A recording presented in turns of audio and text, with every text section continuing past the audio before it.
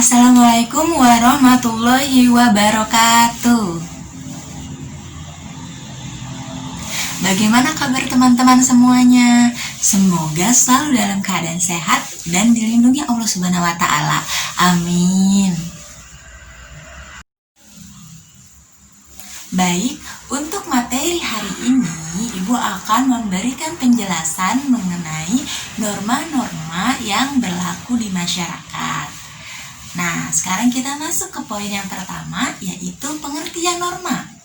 Norma merupakan suatu aturan yang berlaku di masyarakat yang tujuannya adalah untuk mengatur perilaku masyarakat yang berbeda atau kepentingan masyarakat yang berbeda.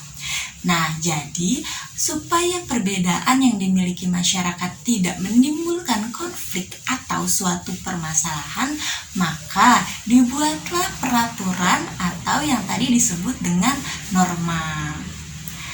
Nah, yang namanya peraturan pasti ada larangan dan juga ada kewajiban atau ada perintah ya teman-teman ya. Yang apabila masyarakatnya melanggar atau melakukan suatu pelanggaran di norma tersebut, maka akan mendapatkan sanksi. Nah, baik, sekarang kita masuk ke yang pertama, yaitu macam-macam norma. Maaf, maksudnya poin kedua, yaitu macam-macam norma. Nah, norma ini dibagi menjadi beberapa macam. Yang pertama adalah norma agama.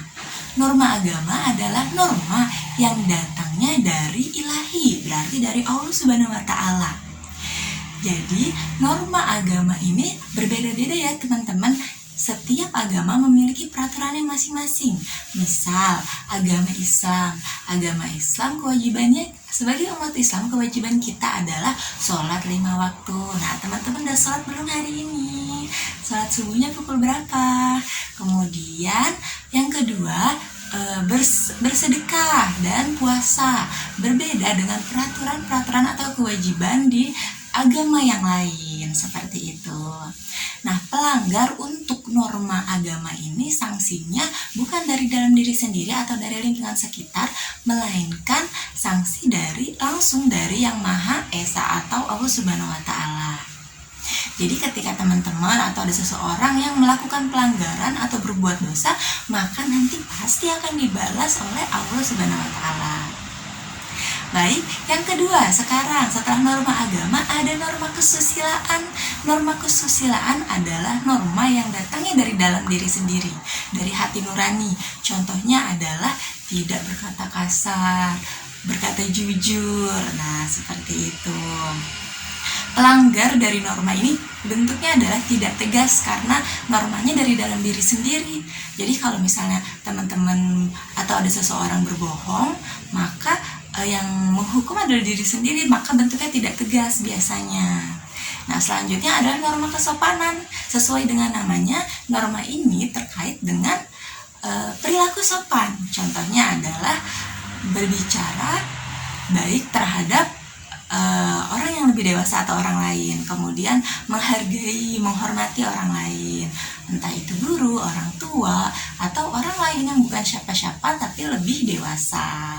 Nah, bentuk dari sanksi yang diberikan ketika ada masyarakat yang melanggar norma ini juga bentuknya tidak tegas. Nah, selanjutnya yang terakhir ada norma hukum. Norma hukum ini adalah norma yang dibuat oleh negara untuk mengatur masyarakatnya.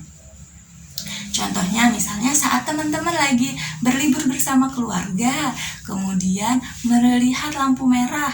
Nah, peraturannya adalah tidak boleh menerobos atau melanggar lampu merah. Nah, itu adalah peraturan-peraturan di jalan raya. Nah, harus ditaati seperti itu. Ketika ada masyarakat yang tidak menaati norma ini, maka hukumannya adalah tegas.